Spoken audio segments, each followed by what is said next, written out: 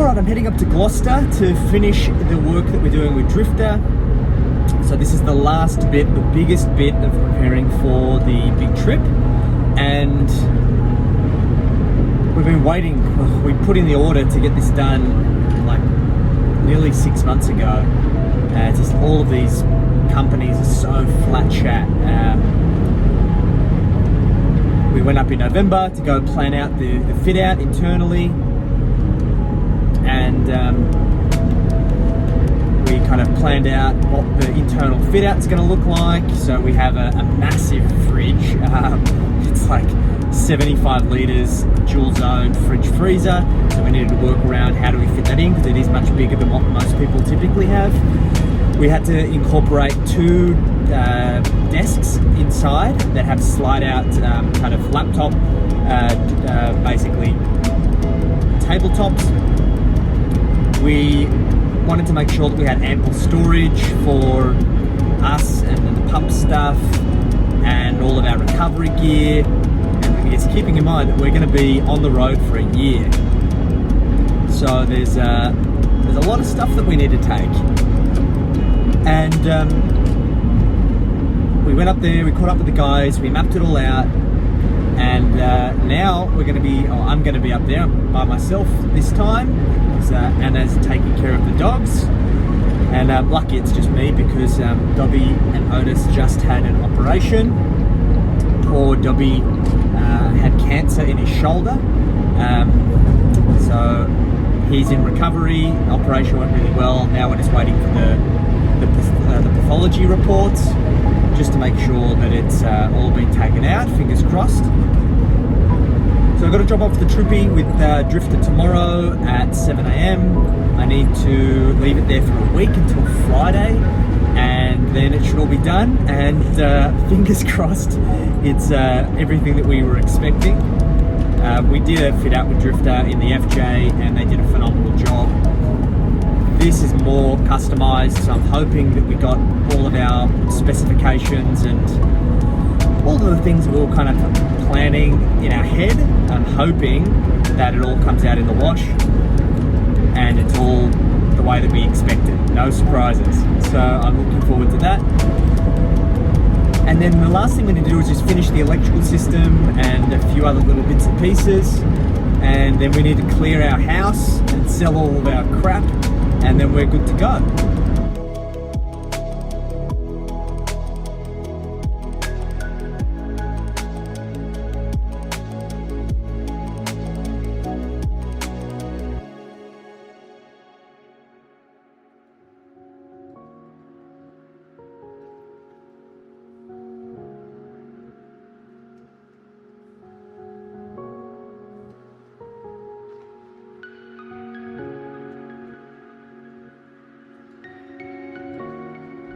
I'm looking forward to most is actually showing people, like, I think the documenting the journey so far has been relatively straightforward. I think anybody who's watching this and is looking to do something similar and wants to live a kind of nomadic lifestyle, or wants to have the freedom and flexibility to spend time out of their business without having to sell their business or take a drastic pay cut because they have to hire a stack of people to keep the business going. The reality is, I believe the formula for success with this, and look, this obviously depends on your business. If you are a freelancer who can work purely online, you can jump in a van and you can basically work from anywhere. It's not that much of an issue. Like, 4G and 5G internet is good enough now where there are places that you can go, you can work from. You're probably not going to be able to spend much time like completely off grid. You can do it. Of course, if you're a bricks and mortar business or an e-commerce business where you don't have your fulfillment outsourced and that kind of thing, it's going to be difficult for you. It is going to be difficult. And I believe that you need to get your business to a point where there's a certain level of scale. So an example of that would be, I'd probably say 7 figures is a good target to aim for. Like you could do it with a little bit less, I'm sure, but you just got to think about the size of team that you need to have to ensure that all of the main functions are outsourced. Like, to think about it, the 4 main pillars of business: marketing, sales, delivery, and growth. You've got to have somebody who can do your marketing for you. Now, you might be able to map it out, say once a month, and have it all scheduled out in advance, but somebody still needs to post it and action any leads that come through and monitor the analytics and all of the other stuff that comes with marketing, having an effective marketing strategy. Then sales, like if you've got leads that are coming into your business, you need somebody who's going to be able to sell. And that will likely be that you need a sales team, or if you've got an online like e-commerce business or a business that has evergreen products that are being sold, probably less necessary, but there's still going to be certain types of individuals who are going to want to jump on the phone and have a call and before they make a decision, particularly if you're doing high ticket. And then your delivery, your customer success. Do you have a customer success team? Do you have a delivery team? Have you got an outsourced implementation and support team? And then your growth, like, is it just you that's solely reliant on growing the business or working on the business? What about functions such as invoicing and bookkeeping? Hopefully you've outsourced that. Your ongoing reporting and KPI tracking and team meetings and performance reviews and just understanding the strategic direction of the business. All of these things will require people or your involvement. Now, I'm fortunate that I've got a great business partner who is our chief operations officer. He's basically dealing with all the operations, all of the team reports to him. He is very, very good at that side of the business. As the CEO, and particularly as I phase myself out of one-to-one, my involvement in the day-to-day of running of the business can be less and less, because my role is to grow the business, and that doesn't necessarily require me to have to sit behind a desk. My focus this year has been partnerships, working with other entrepreneurs and business owners who share our ideal avatar, and working for ways to add value to their client base, and then for them to add value to our client base, and just to look for these tremendous opportunities for us to collaborate. And that can take me one day a week. I think there are so many business owners out there that have just created a job for themselves. And to be fair, for a while there, so did I. I was working far too hard. I wasn't taking enough breaks. And looking back, did it affect my performance? 100%. Definitely did. I think it's about having the ability to pull yourself up and reflect and make sure that you block out the time in advance, because if you don't, if you just get stuck into it like what many of us did last year, the risk that you run is that you don't stop for long enough to consider how hard you're really working and how much you actually need a break. So I feel like when you're in the thick of it, and you're working towards a specific goal and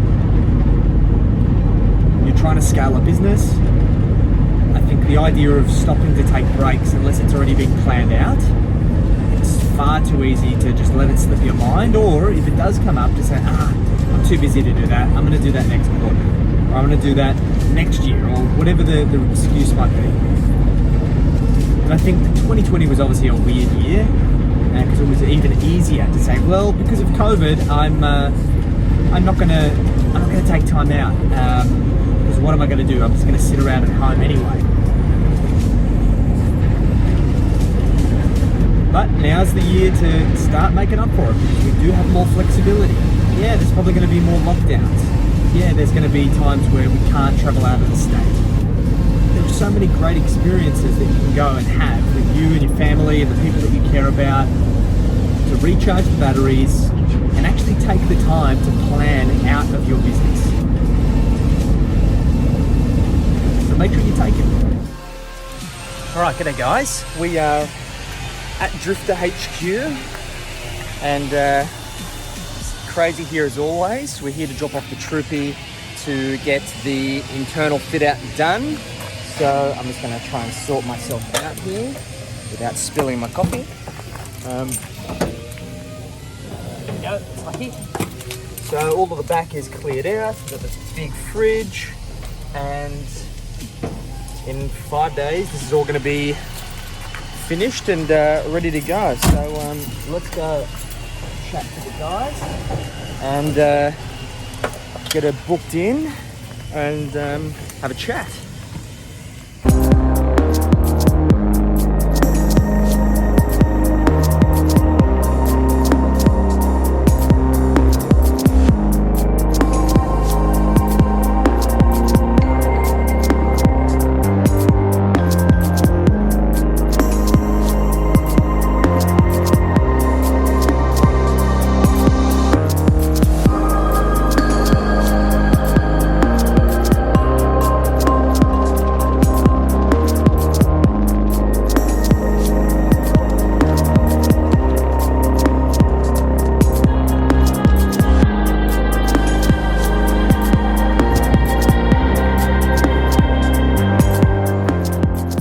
So we're back at Drifta. I've just sorted out the bill for the fit out and waiting for them to bring it around. It's about 30 degrees today, so it's stinking hot. And looking forward to getting back out into the wilderness. Planning to hit a state park. It's going to be a little bit off the beaten track. Apparently I've got to go on a 4-wheel drive track to get there, and the Google Maps doesn't cover it. So I'm really interested to see if I'm actually going to be able to get there on my own. So maybe it's going to end up into another nightmare situation like when we went up to Lithgow.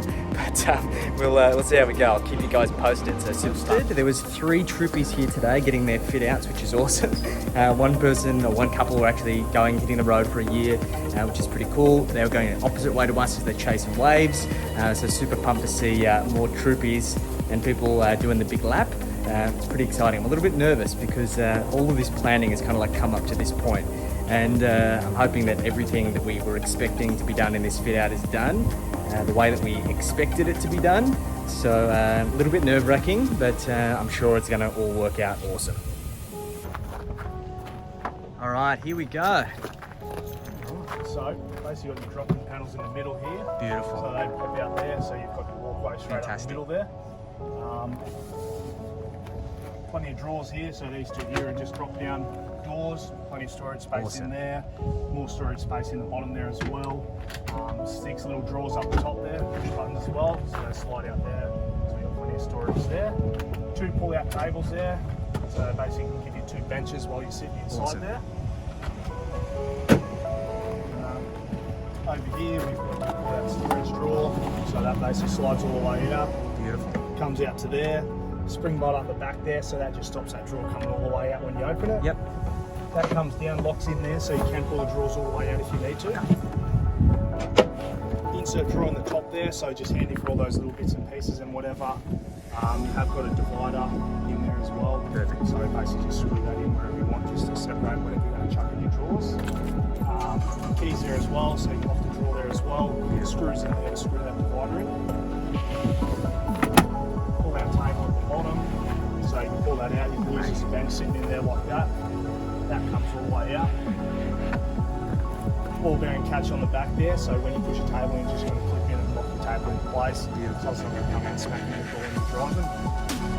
The legs basically just pop out, lock into place there. Thumb screws there, loosen them off, adjust it out to whatever height you want to use it, tighten them back up. And then just push your buttons in there, up, bolt down, clip back into place. Basically just slide back in. Back in there. Cycling boards lift out as well. So you still have access to all that space down the side there. These brackets here slide up and they can come all the way out as well. So if you need to get bigger stuff down there, it just makes it easier to do that.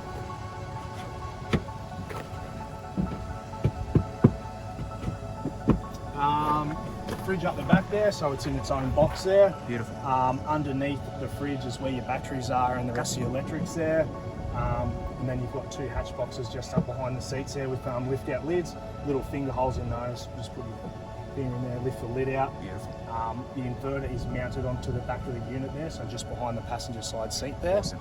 And then I think there's just a fridge plug on the side just next to the fridge there as well. And then yeah, so pretty well lit basically. Perfect, mate. Looks fantastic. Yeah, it's come up I'm great, I pumped, reckon. yeah. Yeah, I love the natural finish. It looks great. It does look good, yeah. Just gives it a little bit more colour and brightens up the It inside does, a little rather bit. than it all being sort of really Exactly. dark sort of thing. Absorbs But, all the light. Yep. Amazing, mate. Thank you so much. All right, guys. So we've got the Troopy setup done. I'm really pumped. I'm going to take you on a little bit of a tour. Let me get my backpack off, and just to my luck, another lawnmower. All right.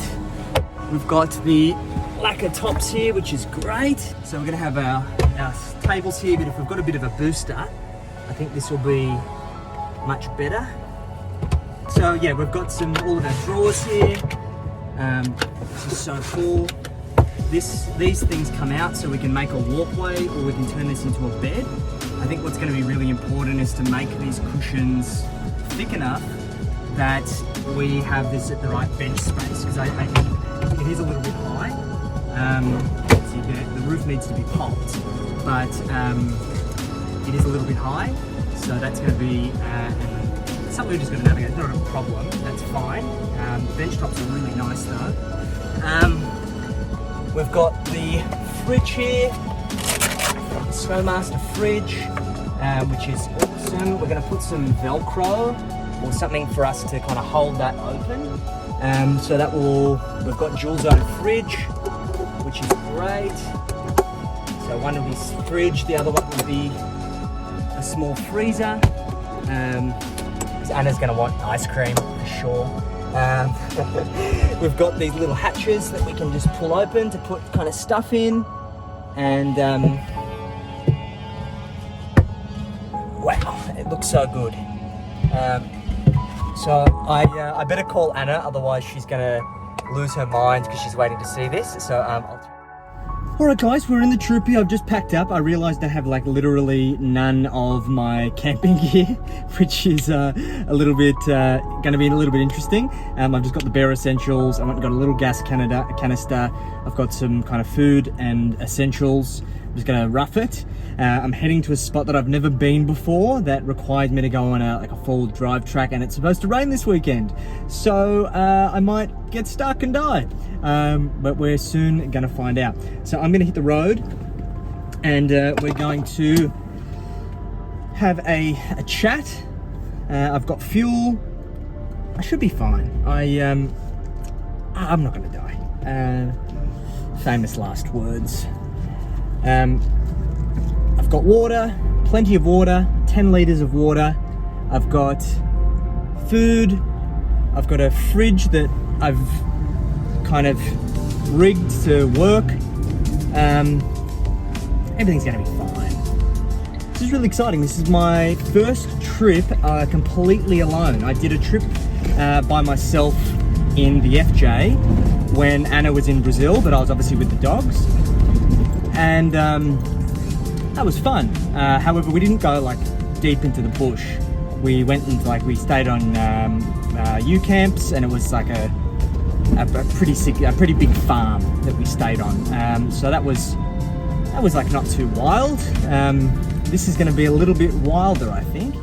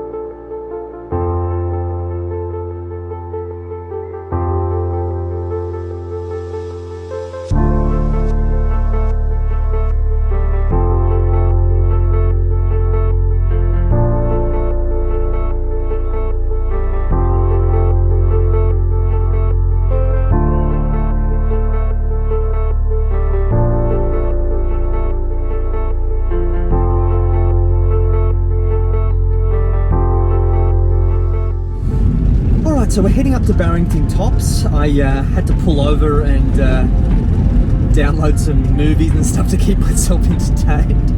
I'm not ready to completely detach from society yet. And actually I think I've got some audiobooks that I've downloaded already, which is good. Like, this place is just so gorgeous. I don't know what it is. As soon as I get into nature like this, that I'm like kind of disconnected from the hustle and bustle of the real world, it just lights me up. It really energizes me, and I feel so content. It reminds me of spending time with my dad.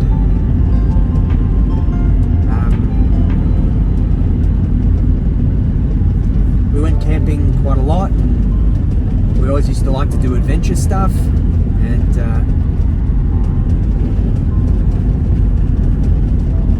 I miss him. It's been 4 years now, I think, yeah, since he passed.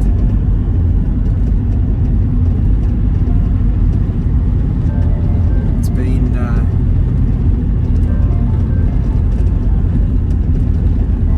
been really hard without him. But I'm so grateful for a lot of the things that he showed me and taught me. It's so strange that there's just things that I haven't thought about in years. Things I haven't thought about at all, ever. That have just come into the forefront of my mind recently. And I haven't got emotional about Dad passing away for a long time. I dealt with it very well.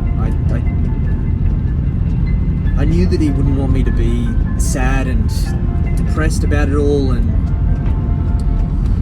use it as an excuse to kind of like dwell on his loss, and I kind of charged on and used it as really fuel to achieve so much.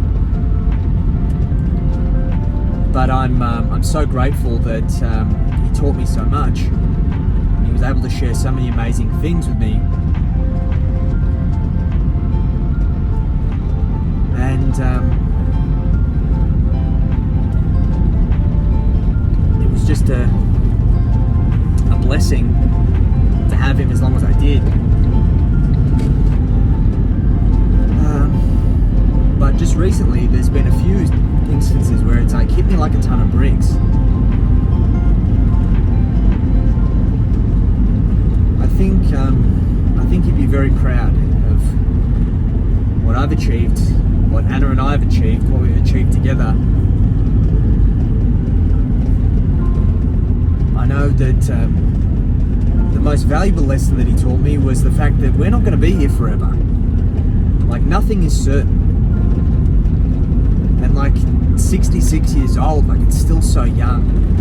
And my old man like worked so hard for everything. Everything was a battle. There was not one day in his life that he wasn't fighting for something. He fought in South America, in Chile, as a 4-year-old child. He was involved in one of the world's biggest earthquakes in Concepcion, where he was based. The earthquake was so big that buildings were getting swallowed into the ground. The school that he went to school in was completely destroyed to rubble. He saw his first person be murdered at 5 years old. His dad was the leader of the Communist Party in a fascist government under the Pinochet regime. His brother got kidnapped by the military. My old man was in the military at the time.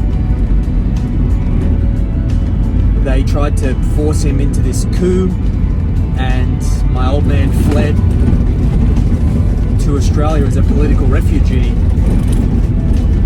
and he battled every single day of his life here.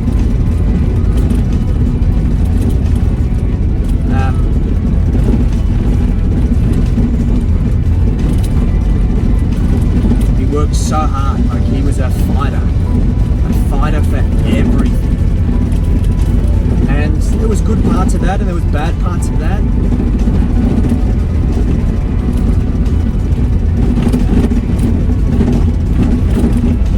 But all he knew how to do was fight.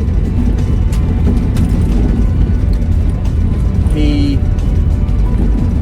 fought for his rights and what he thought was right. He fought for me on many occasions. And one of the biggest fights was a massive court case that we were involved in, which I'm going to cover off in another video in more detail. But my father was a fighter, and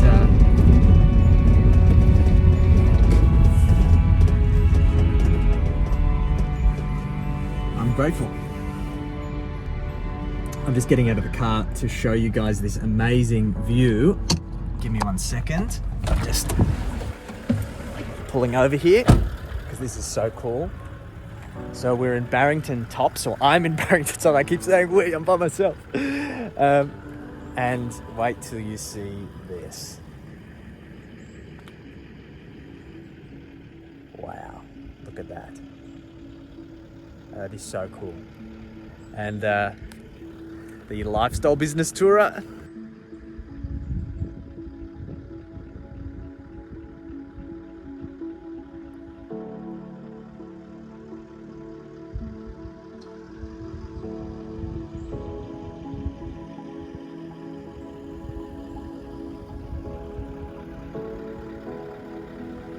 So let's tell this story.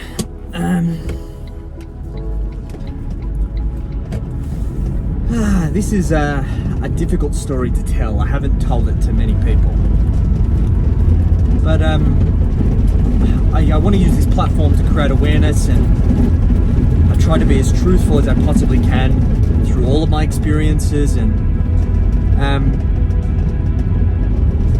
it's a tough story because it's a really difficult thing to explain, which comes with a lot of taboos.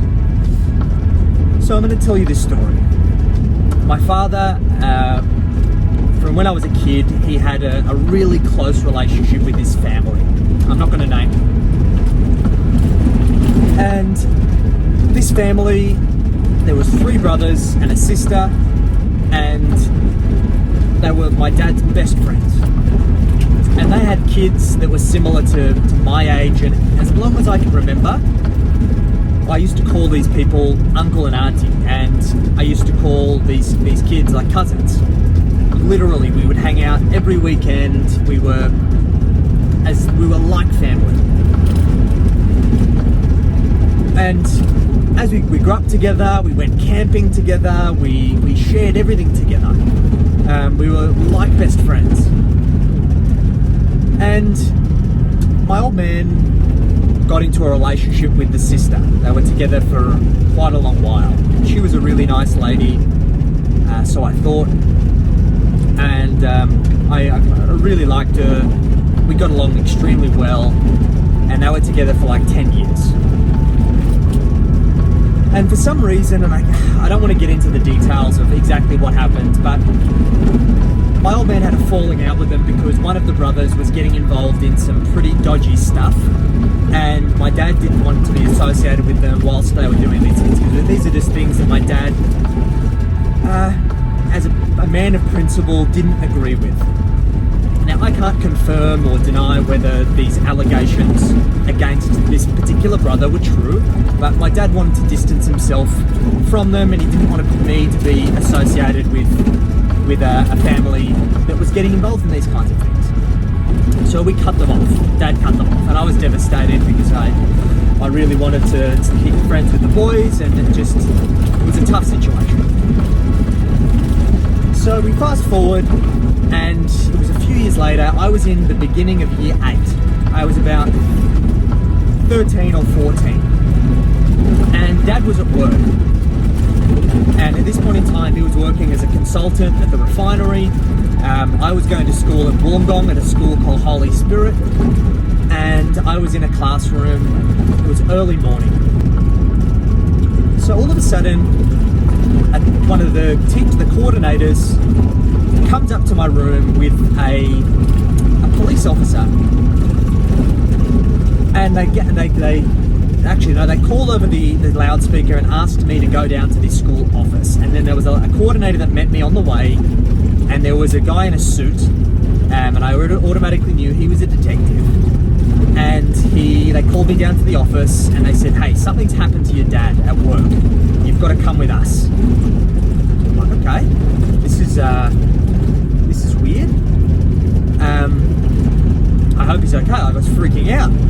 So I jumped in their car, and they took me into the city, and they took me to the Department of Community Services office. And they sat me down, and they said, "What's happened to my dad? Tell me what's happened to my dad."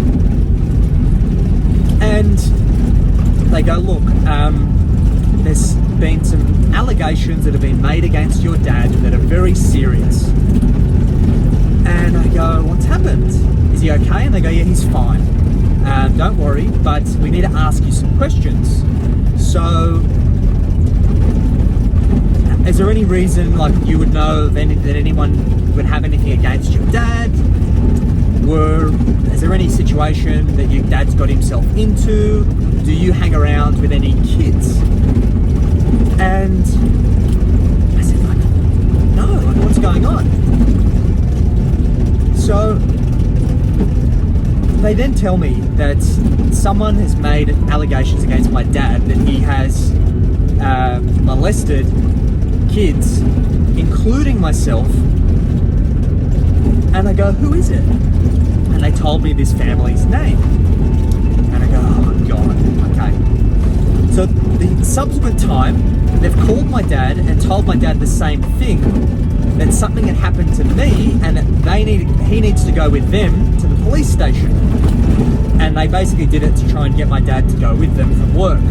Dad was in hysterics. And they took him to the Wollongong district, the Wollongong police station, and the detective encounters him and says, and he goes, "What's happened to Jackson? What's happened to Jackson?" And he goes, "Oh, you vile piece of shit.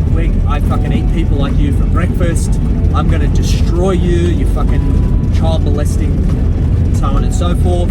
And he goes, "What the fuck are you talking about?" And he goes, "Oh, don't you worry, like, we're going to get you." And they left the things very vague, and they threw my dad in a holding cell.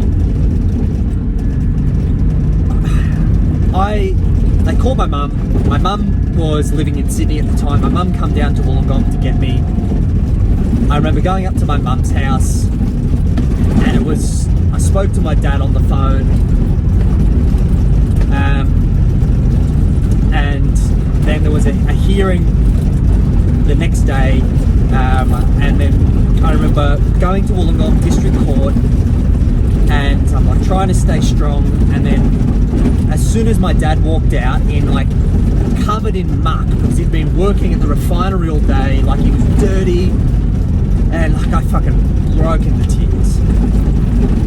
And the judge luckily gave him bail because my dad had never been in any type of trouble like this before. My dad was always a fighter. He was always in fights. We'd had some assault things and things like that, but nothing too serious. And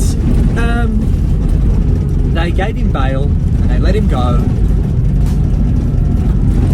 And then we started preparing this case. I wasn't allowed to be with him unsupervised. He had to report to the police station each and every single day. Like, they were treating him like a criminal. And look, I understand the severity of the allegations, but these were like unsubstantiated claims. There was like no evidence at this point. Anyway, like, I had to stay with my mum. I couldn't go with my dad unsupervised. He had to sign into the police every single day as a condition of his bail. And we started preparing this case. And like, the allegations were that they'd said that he'd done things to me. And like, a couple of weeks later, docs and these detectives interviewed me on video.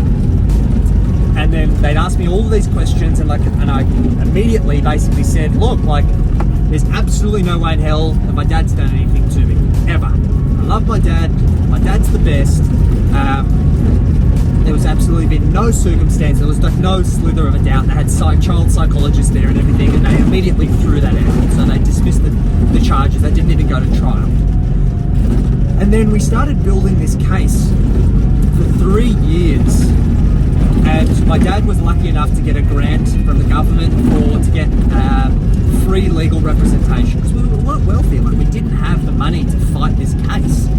And we were lucky enough to get, I don't know exactly how it happened, but my dad had a friend who was a lawyer, and he had applied for a grant, and we got one of the best barristers in Sydney, a guy by the name of Peter Pearsall, and he was a QC, and he was the best defence lawyer, the best defence barrister in Australia at the time.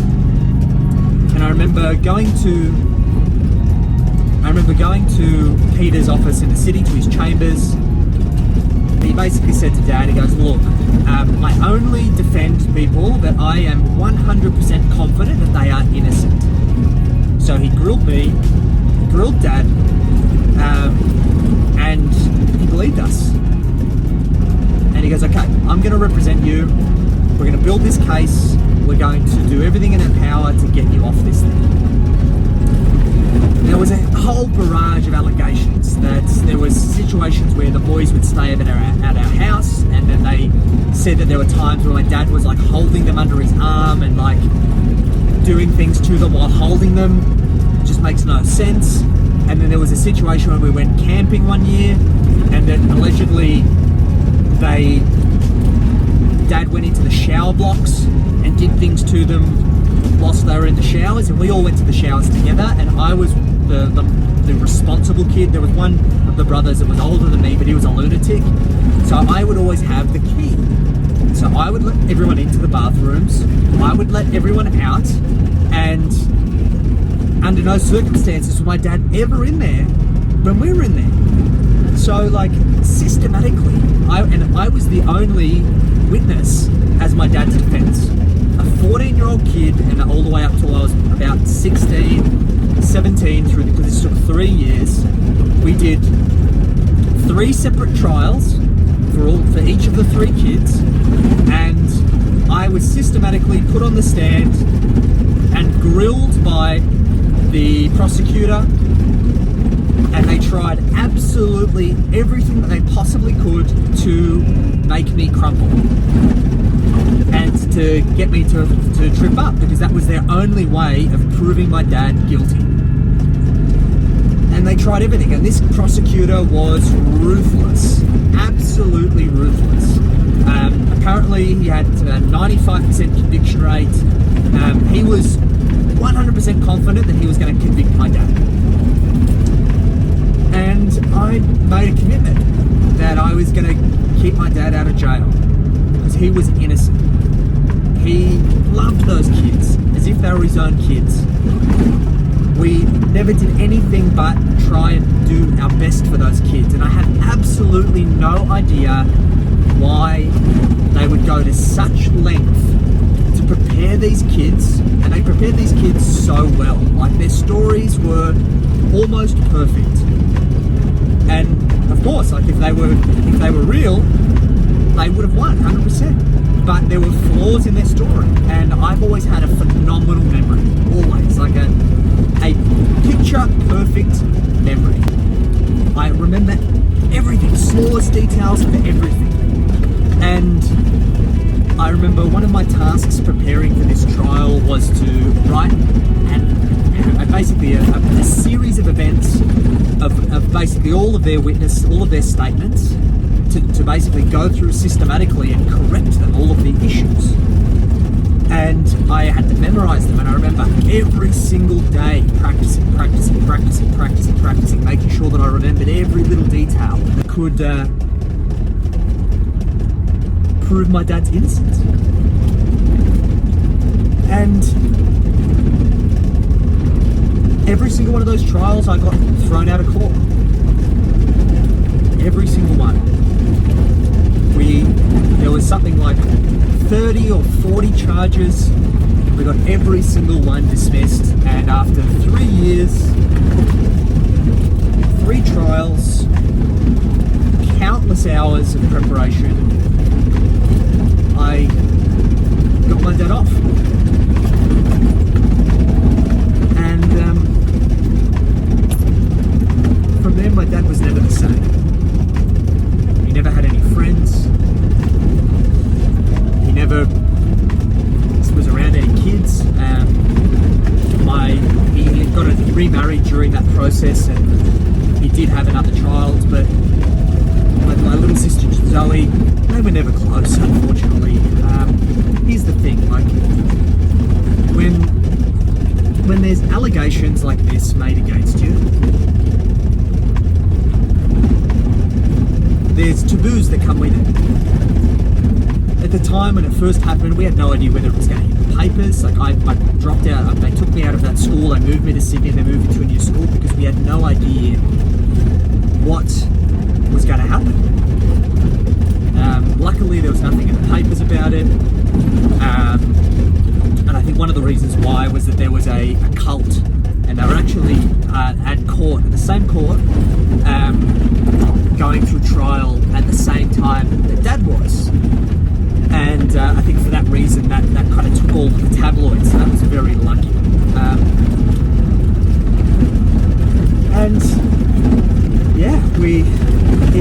There was so many taboos. Like, even though Dad got proven innocent, like anybody who knew, they were always weird with Dad, and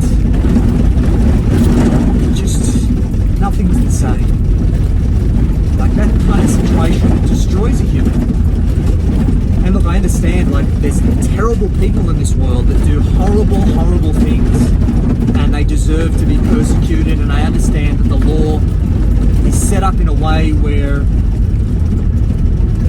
you can't take chances with these things. It's too serious of an allegation to not take seriously. But these evil people they just went out of their way to try and destroy my dad because they thought that my dad dogged them in for something that he had really nothing to do with. What happened? And like, it was pure spite to try and destroy my old man. But it just goes to show that evil doesn't always prevail, and there's sometimes a happy ending in these kinds of situations. I'm so glad that it turned out that way. So it's a pretty gruesome story. I guess I never really thought what impact it had on me. I always struggled to make friends after that. I was very introverted after that.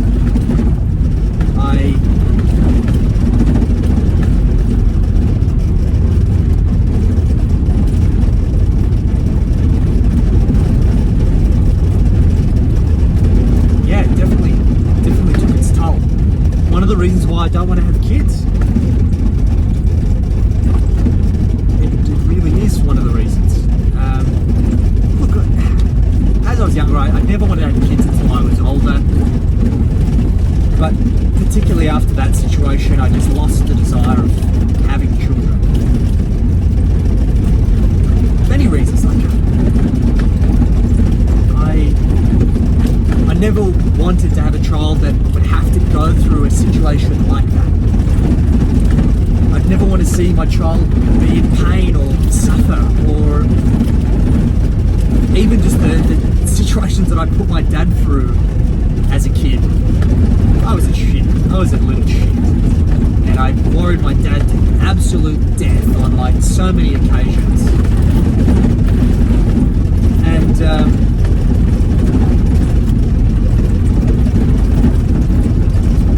I think it's one of the reasons why I don't want kids.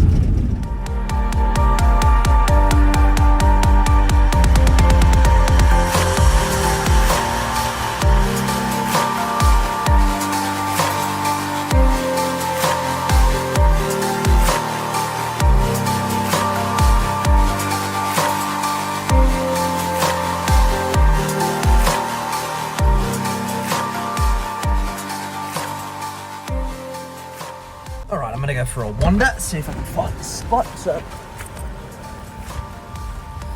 just go down here and have a look. I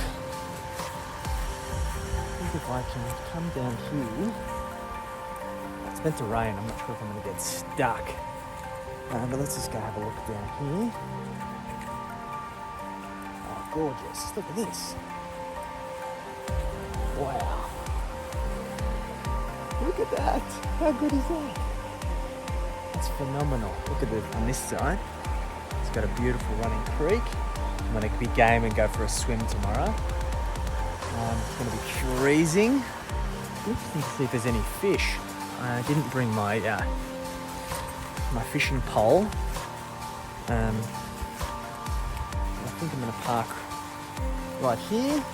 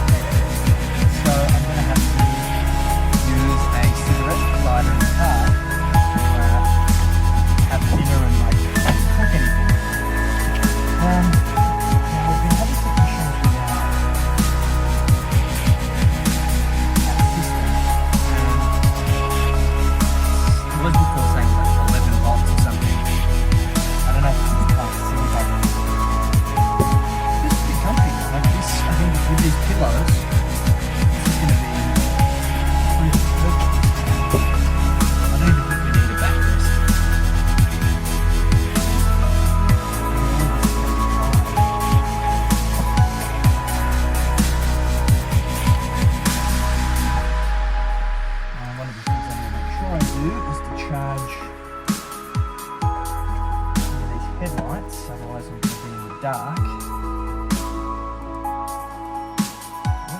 Really blind myself. Didn't bring a lighter. Of all things. Of all things to forget.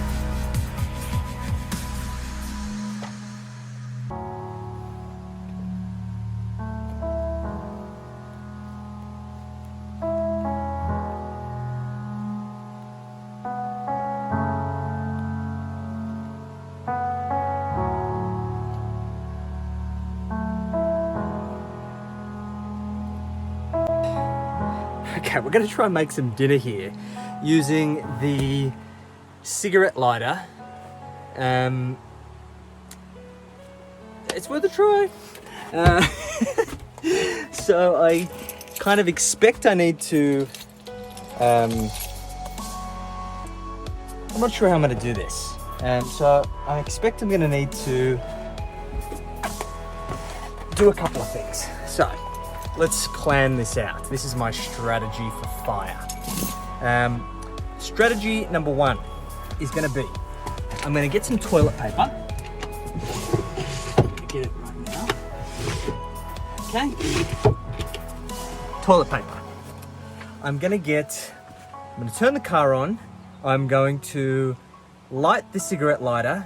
I'm going to use it to light this, which I'm going to strategically scrunch onto a stick that is going to protect me from third-degree burns. I'm then going to use this to light the little gas stove, and then I'm going to prepare my stuff. So that's my strategy. Let's see how that goes. If I don't do that, I think I'm just going to eat beef jerky for dinner. Is it even heating? I don't think it's working. Well, there's that idea. So maybe I just gotta leave it for longer. So let's see, maybe leave it for a minute. This is, how do I not bring a lighter? Alright, let's see if this works. Okay. So,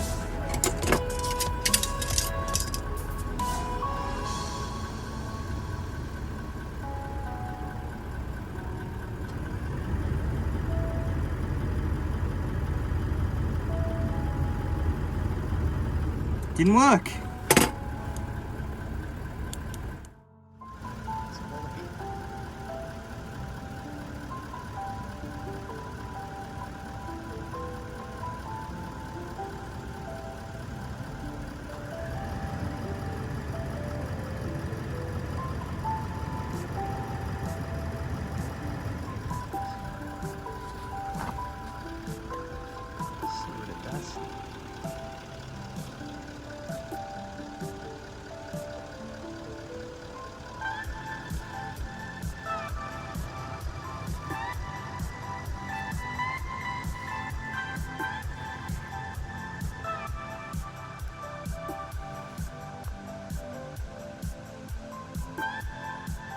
He's gone. All right, so that was embarrassing. I had to ask that guy that's camping just alongside. Luckily, there was people here. Otherwise, I would have been eating beef jerky and cold rice and raw vegetables. Maybe some apple. It wouldn't have been the end of the world, but it's nice that I can have something warm. So, note to self, get a lighter. The guy laughed at me, said, you obviously don't smoke. And I go, no. And he goes, that serves you right. So that one's for you, Samo. Maybe I should take up smoking.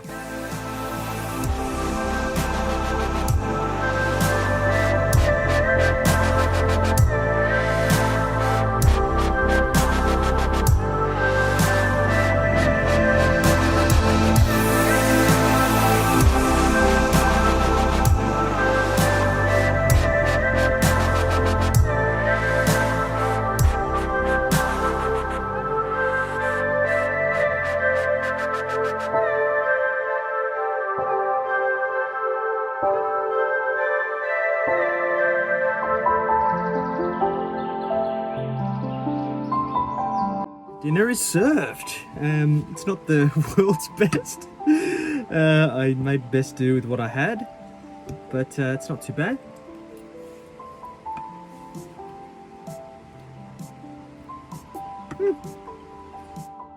It is time for bed. I'm gonna jump up here and move my stuff out of the way without getting blinded by the light here. We need to do something about the lights.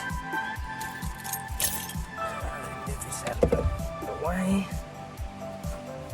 Alright. I need to turn off the light.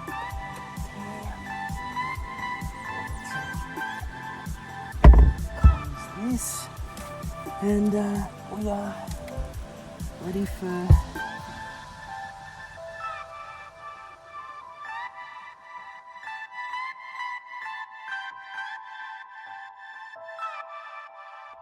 Alright, so we run into some electrical problems again. This bloody thing is beeping because it's not getting enough voltage. And we had a big voltage drop last night. It's just chewing through power. This is really frustrating. And also I've got to go and save some guys who got stuck. So we're going to do our first recovery in the Troopy, which is going to be interesting. So I'm going to keep you guys posted. And let's see how we go, hey?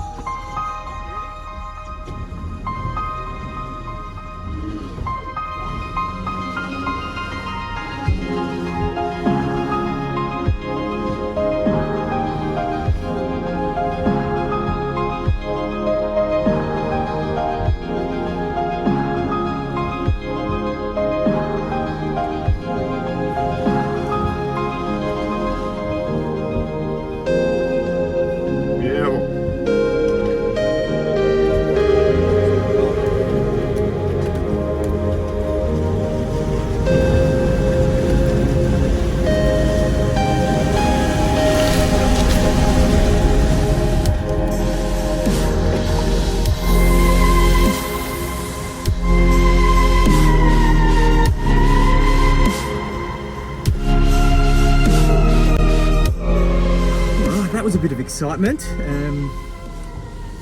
So I got a lesson in recovery and forward driving, and they got out, which is great.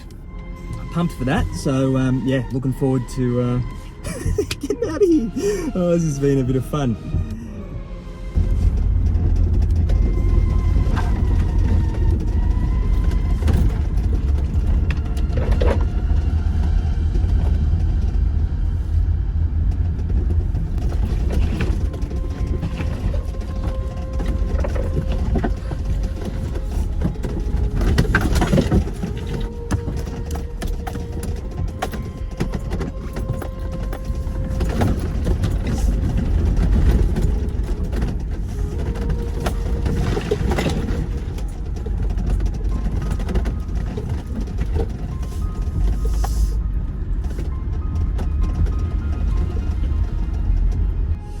All right, so that was great fun. So the play-by-play, I was packing up camp because they're having battery issues. These two guys kind of rolled up to me and they're like, oh, we've got ourselves into some trouble, need your help. We're down a track and we've slid our car down an embankment and we are stuck. We tried to get out all night. They were covered in mud. And then, so I'm like, oh, all right, I'll try my best to come and help. I've got no idea what I'm doing. So you guys you've got to show me what to do. So we went down this gnarly track, and it's like wet as, and like just getting flashbacks of the issue that we had when we were in Lithgow, of like slipping everywhere and that kind of thing. And so we went down there, and they were like slid down this embankment on a tree. They dug themselves down into the mud. So we tried to winch them up the hill. That didn't work. My car was slipping. So then I went around, and then as I was going down, my car was slipping everywhere. And then we ended up winching them down the hill using kind of the inertia and the gravity of the hill, the momentum of the hill, to be able to pull them down. Then I couldn't get any traction trying to get out. So then I had to winch myself using a tree to get myself some traction, and then I just sent it up this hill, and like I was fucking trying not to veer off the road, and it was fucking hectic. It was intense.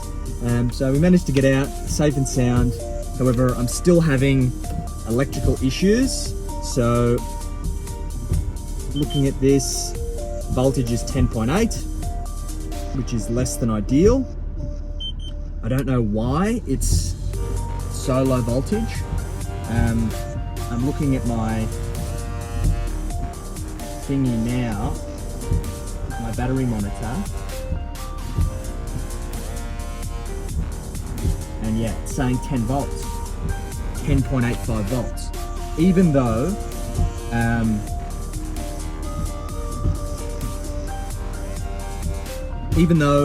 the fucking truck is on. It should be working. I'm looking at my ODB thing. It says that the truck is doing 13.3 volts, so it should be enough to charge the other battery, but it's not. So I don't know what's going on. This is an ongoing issue that we've had. I don't know if it's the batteries, I don't know if it was that idiot who installed it the first time. I noticed that the DC to DC charger was flashing, like the lights flashed on and off, like went completely dead and then turned on again. So that's obviously not a good thing. Not good at all.